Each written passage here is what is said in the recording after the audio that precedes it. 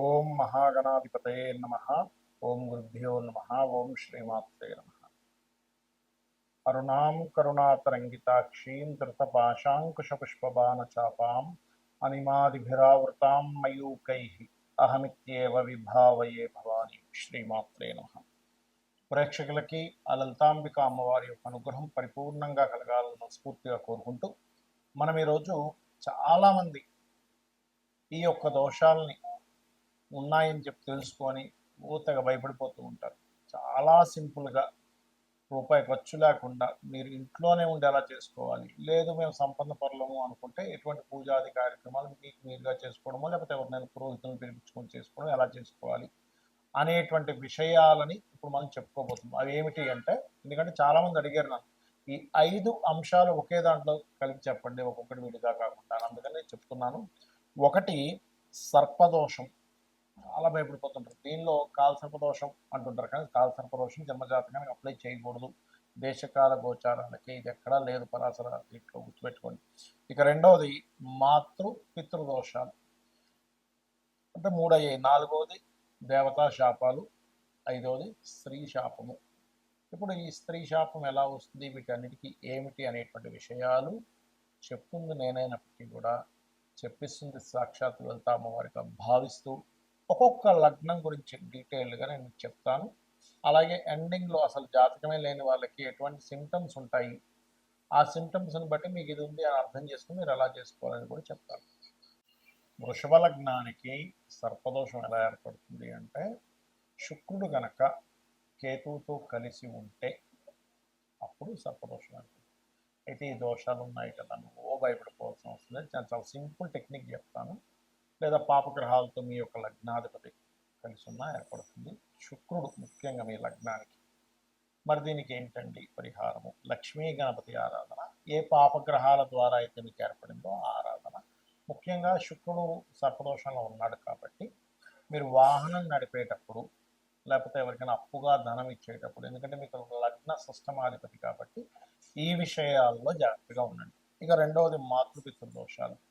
మీకేంటంటే సాధారణంగా అందరికీ చంద్రుడు కామన్గా అయితే మీకు రవి మాతృకారకుడు అవుతాడు. ఇక్కడ రవి మాతృకారకుడు అయ్యాడు కాబట్టి రవి గనక పాడైతే ఏ గ్రహాల ద్వారా పాడైందో వాటికి చేసుకోండి. అప్పుడు ఏమవుతుంది, తల్లిగారు డిమాండ్, ఎందుకంటే 4th లార్డ్షిప్ రవికి వచ్చేసింది కదా, అందుకని తల్లి ఏం చెప్తే అదే వినాలని, అంటే మీ మాట ఆవిడ పాపం వినకపోవడం, ఇవన్నీ పూజముల వల్ల వస్తుంటుంది. అప్పుడు సూర్య నమస్కారాలు ప్లస్ చంద్రుడికి సంబంధించిన పౌర్ణములు ఈ 2 చేస్తూ ఉండాలి. అప్పుడు మీకు ఇబ్బంది అనేటువంటిది రాదు. అలాగే ఒక్కొక్కసారి ఏమవుతుందంటే ఈ 10th లార్డ్ పాడై దశమంలో ఉంటే అత్తగారి రూపంలో వస్తుంది ఒక్కోసారి మాతృదోషం కొంతమంది వృషభం వారికి. ఎందుకంటే అక్కడ శుభత్వం ఇవ్వాల్సింది పాడైంది అనమాట. ఈ పాయింట్ మనం అర్థం చేసుకోవాలి. అలాగే పితృదోషం. అయితే మీకు పితృకారకుడు ఎవరు? వృషభంకి చూసుకుంటే శని అవుతాడు. సాధారణంగా రవిరాశి రవి అందరికీ జనరల్గా అయితే మీకు శాటర్న్. అందుకని ఈ పితృదోషం కనుక మీకు ఏర్పడితే ఉన్న ప్రదేశం నుంచి ఇంకో ప్రదేశానికి వెళ్ళి అక్కడ సరిగ్గా సెటిల్ అవ్వలేక ఇబ్బంది పడతారు అనేటువంటిది ఈ ఫలితం ఇస్తూ ఉంటుంది. అలాంటప్పుడు ఆ లాంగ్ జర్నీ చేయాలి అని అనుకున్నప్పుడు ఏదైనా క్షేత్రానికి వెళ్ళడం, లేదా వెంకటేశ్వర స్వామి యొక్క ఆరాధన చేస్తే మీ లగ్నానికి, లేదా కాలభైరవ అష్టకం కాళికా అమ్మవారి ఆరాధన ఖచ్చితంగా పితృదోషాన్ని తగ్గిస్తుంది. ఇక అదేవిధంగా దేవతా శాపం మీకు ఉందా లేదా ఎలా తెలుసుకోవాలి మీ లగ్నానికి?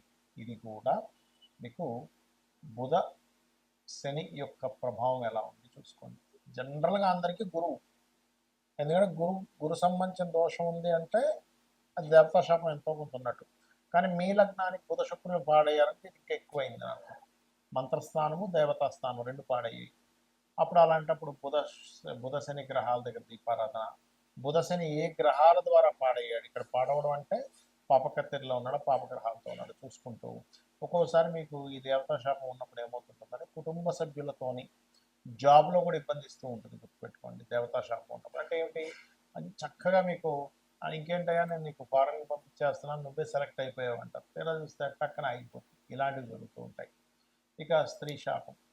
సాధారణంగా ఇక్కడ ఏంటంటే మీకు 1 and 6th లార్డ్షిప్ శుక్రుడికి వచ్చింది వృషభానికి. శుక్రుడికి వచ్చింది అంటేనే ఇక్కడ స్త్రీ దోషంతో వీళ్ళ ఎంట్రీ జరిగింది ఈ జీవితం లైఫ్లో. అది పాడైతేనేమో ఎక్కువ ఉంటుంది, అది బాగుంటే ఉంటుంది. అంటే శుక్రుడు గనక మీకు పాపగ్రహాలతో ఉన్నాడంటే ఆడపడుచుతో లేదా ఇంకొక స్త్రీమూర్తితో ఎవరితోనైనా ఒక 24/7 నడుస్తూనే ఉంటుందండి, గుర్తుపెట్టుకోండి. దీన్ని తగ్గించుకోవడానికి ఒకటే మార్గం, శుక్రగ్రహ బలం పెంచుకోండి, అమ్మవారి ఆరాధన చేయండి, లక్ష్మీదేవి యొక్క ఆరాధన చేయండి, ఖచ్చితంగా మీకు క్లియర్ అవుతుంది. అదేవిధంగా శుక్రగ్రహం ఏ గ్రహాల ద్వారా పాడైందో చూసుకొని కూడా చేయండి, అనేవి చాలా బాగుంటుంది. మరి జాతకం లేదు కానీ నాకు ఏదో దోషం ఉందని అనిపిస్తుంది అన్నప్పుడు సింటమ్స్ ఏంటి? మొట్టమొదటిగా మనం సర్పదోషాన్నే తీసుకుందాం.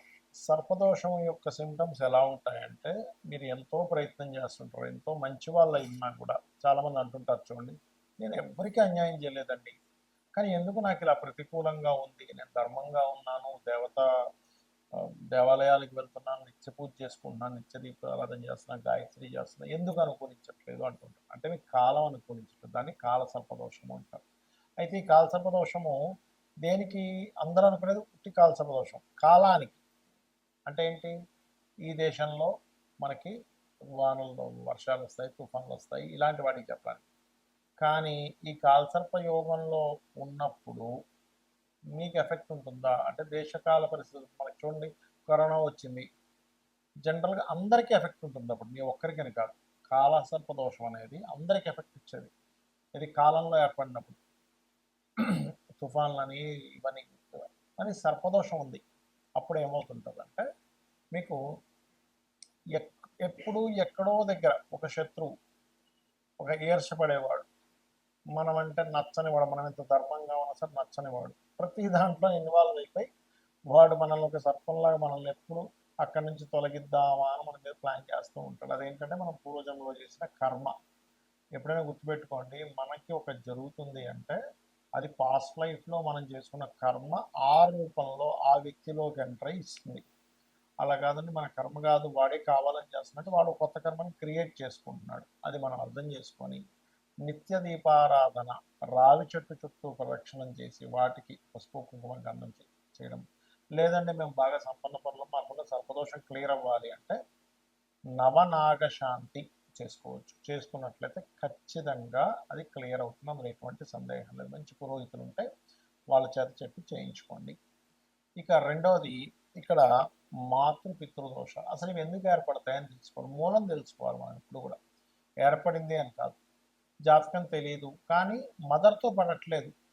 అందరూ నలుగురు పిల్లలు ఉంటే ఒక్కోసారి చూడండి, నలుగురు సంతానం ఉంటారు, తల్లిదండ్రులు చాలా మంచి వాళ్ళు, చాలా ధర్మాత్ములు, అయినా ఎందుకో ఆ అబ్బాయికి తల్లికి పడదు, లేదా అబ్బాయికి తండ్రికి పడదు. ఏమిటి అర్థం కాదు. ఆ అబ్బాయి ఒక రకంగా ప్రవర్తించడము, లేకపోతే ఈ అబ్బాయో లేదా ఈ అమ్మాయి దగ్గరికి వచ్చేసరికి వాళ్ళ యొక్క ప్రవర్తనలో చాలా మార్పులు వచ్చేస్తుంటాయి. ఏమిటి ఇలా మార్పులు వచ్చేస్తున్నాయి అని అనిపిస్తూ ఉంటుంది.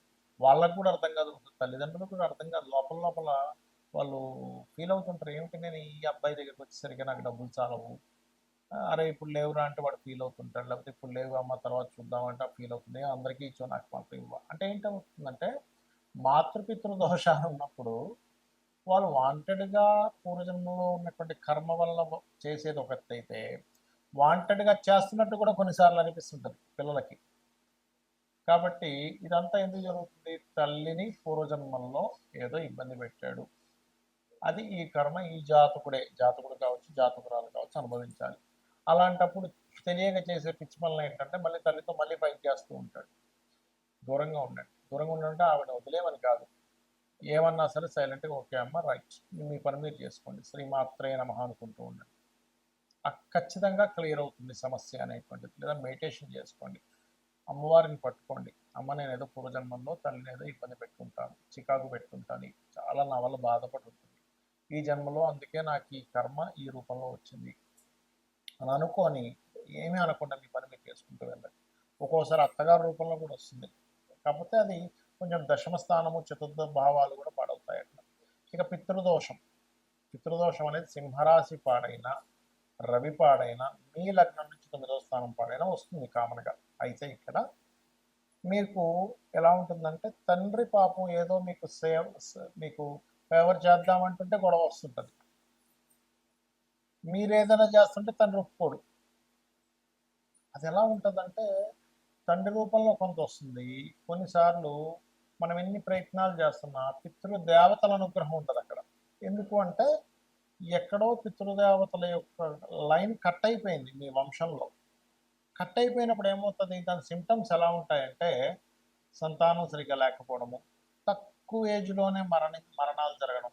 చూడండి, కొంతమంది అంటుంటారు, మీరు చూస్తే కనుక ఏమిటోనండి మా ఇంట్లో 40-45 ఏళ్ళ కంటే ఎక్కువ బతకట్లేదు మగపిల్లలు, తీరా చూస్తేనేమో పిల్లలేమో అనాథలుగా అయిపోతున్నారు. బికాజ్ ఆఫ్ మీకు ఉండేటువంటి పూర్వజన్మ కర్మల్ని తీసేటువంటి శక్తిని దేవతలకి పితృదేవతలకి ఉంటుంది. అంటే పూర్తిగా తీసేయడం అని కాదు, దాని నుంచి ఒక రక్షణ కవచంగా నిలబడుతుంది వాళ్ళ యొక్క ఆశీర్వాదం అనేటువంటిది. కాబట్టి ఇక్కడ ఏమవుతుందంటే ఈ యొక్క కాంబినేషన్స్ ఎప్పుడైతే ఇలా ఉన్నాయో మీకు ఇబ్బంది వస్తూ ఉంటుంది. అప్పుడు కూడా ఏంటి, తండ్రితో ఫైటింగ్ చేయడం, తండ్రి ఏదో ఇవ్వకపోవడం, నలుగురికి ఒకలాగా మీకు ఒకలా చేయడం, ఇలాంటివి జరుగుతూ ఉంటాయి. ఎందుకంటే అక్కడ నుంచి దోషం ఉంది, యోగం లేదు. ఇక్కడ మనం అర్థం చేసుకోవాల్సిన విషయం ఏంటంటే అక్కడ దోషం ఉంది, యోగం లేకపోవడం వల్ల, దోషం వల్ల రావట్లేదు, యోగం ఉంటే వచ్చేది అని మీరు అర్థం చేసుకోవాలి. దానికి సింపుల్గా నేను ఇందాక చెప్పినట్టుగా నిత్య పితృతర్పణాలు లేనట్లయితే అమావాస్య నాడైనా సరే పితృదేవతలకి పరంగా మీరు అంటే వాళ్ళ కోసమని స్వయం పాకం ఇవ్వడము. అంటే బియ్యము, 2 రకాల కూరగాయలు, పప్పు, ఉప్పు, మిరపకాయలు ఇవన్నీ కలిపిస్తారు. అంటే వంట సామాగ్రి ఏదైతే అదంతా కూడా ఇస్తారు. అలానే ఒక బెండకాయ ఒక వంకాయ ఇస్తే పాపం వాళ్ళకి సరిపోదు, వాళ్ళు పాపం బాధపడతారు. అది. ఇక దేవతాశాపం. దేవతాశాపం అసలు ఎందుకు వస్తాయి అంటే అందరూ ఏమనుకుంటారు, పూర్వీకుల్లో ఎవరో గుడిలో ఏదో చేశారు, విగ్రహం ఎత్తుకుపోయారు మురారి సినిమాలలోగా అని అనుకుంటారు. కాదు, అది చాలా పెద్ద దోషం. అది తప్పని కాదు నా ఉద్దేశంలో. కానీ ఇక్కడ ఏమిటి అంటే మీ యొక్క పూర్వజన్మల్లో లేకపోతే ఈ జన్మల్లో కూడా ఇంట్లో చేసేటువంటి అగ్నితో చేసేటువంటి దోషాలు కొన్ని ఉంటాయి. అంటే స్నానం చేయకుండా వంటగదిలోకి వెళ్ళడం, స్త్రీలు బయట చేరినప్పుడు వంటగదిలోకి వెళ్ళడం, ఇవన్నీ కూడా కొంతవరకు అగ్నిదేవుడికి సంబంధించిన శాపాలు. కొంత సర్పదోషాలు కూడా వస్తాయి వాటి వల్ల. అలాగే దేవతా సంబంధించినటువంటి విషయంలో కొన్ని ఎన్రోల్మెంట్ డిపార్ట్మెంట్స్లో ఉంటూ అక్కడ సొమ్ముని తినేయడం, లేకపోతే దేవుడు మాన్యాన్ని అంటే భగవత్ సంబంధించిన ఆలయానికి సంబంధించిన భూములు ఉంటే వాటిని జాగ్రత్తగా వాళ్ళు కైవసం చేసుకుని వాటిని వాడేసుకోవడం, అది చాలా పెద్ద దోషం. అదేంటంటే ఒక వంశాలను నాశనం చేసేస్తుంది. గుర్తుపెట్టుకోండి, అస్సలు పొరపాటును కూడా. అసలు మీకు దానం ఇస్తేనే, ఎవరైనా భూమి దానం ఇచ్చారనుకోండి, పురోహితులకి ఎవరికైనా బ్రాహ్మణులకి ఇవ్వాలి, ఏదో కుజదోషం ఉంది అని భూదానం ఇచ్చారు అంటే, కుజదోషం ఉంటే అందరూ ఇవ్వాలని కాదు, 4వ స్థానం పాడే ఇస్తారు కోసం. అప్పుడు ఆ తీసుకున్నటువంటి బ్రాహ్మణుడు, పురోహితుడు ఎవరైతే తీసుకుంటే, పురోహితుడు అనుకోండి ఇంకోరు అనుకోండి, గాయత్రి చేయాలి. కొన్ని లక్షల కోట్ల గాయత్రి చేస్తే కానీ అది బరాయించే శక్తి రాదు. లేనట్లయితే ఏమవుతుందంటే అది ఎన్ని రేణువులు ఉన్నాయో అన్ని జన్మలు నరకం అనుభవిస్తాడట. గాయత్రి భూదానం అంటే అంత ఈజీ కాదు. భూదానము, సువర్ణ దానం ఇలాంటివన్నీ ఏవో నవగ్రహాలకి చిన్న దానాలు లాంటివి కాదు. అందరూ సరదాగా తీసేసుకుంటారు, సువర్ణ దానం అండి ఇచ్చేసేయండి అని. అంత ఈజీ కాదు. కాబట్టి దీనికి మరి ఏమిటి అంటే ఓం హరనేత్రాగ్ని సందగ్ధ కామ సంజీవన ఔషధి అనే మంత్రం చేసుకోండి. ఇక ఆఖరిగా స్త్రీ శాపం. ఏమీ లేదు, ఇక్కడ స్త్రీని ఇబ్బంది పెట్టాడు జీవుడు, వస్తుంది ఆ దోషం ఆ రూపంలో వస్తుంది. అందుకని మీరు ఎక్కడికి వెళ్ళినా, మీ జాతకం లేకపోయినా మీకు సిమ్టమ్స్ ఏం అర్థం అవుతుంటాయి అంటే, ఎక్కడికి వెళ్ళినా చిన్నప్పటి నుంచి కూడా ఒక స్త్రీ మూలకంగానే మీరు ఇబ్బంది పడుతూ ఉంటారు. అది పక్కింట్లో ఆడపిల్ల కావచ్చు, మీ ఇంట్లో ఉండే ఆడపడుచులు కావచ్చు, లేకపోతే మీ అత్తగారు కావచ్చు, ఎవరైనా కానీ, లేకపోతే మీకు సొంత చెల్లి కావచ్చు, సొంత భార్య కావచ్చు. ఎక్కువగా భార్య రూపంలో వస్తుంది స్త్రీ శాపం ఎక్కువగా. అందుకే లేదా వివాహ శాపం వివాహ రూపంలో వస్తుంది కొంతమందికి. మరి దీనికి ఏమిటండి, శ్రీమాత్రే నమః ఇది బెస్ట్ రెమెడీ. అలా కాదు, వివాహ రూపంలో వస్తుంది, వివాహం అవ్వట్లేదు అన్నప్పుడు ఒకసారి ఫస్ట్ మీరు ఆగ్నేయం చెక్ చేసుకోవాలి. ఆగ్నేయం పాడైతే కూడా శుక్రదోషం అయింది అక్కడ.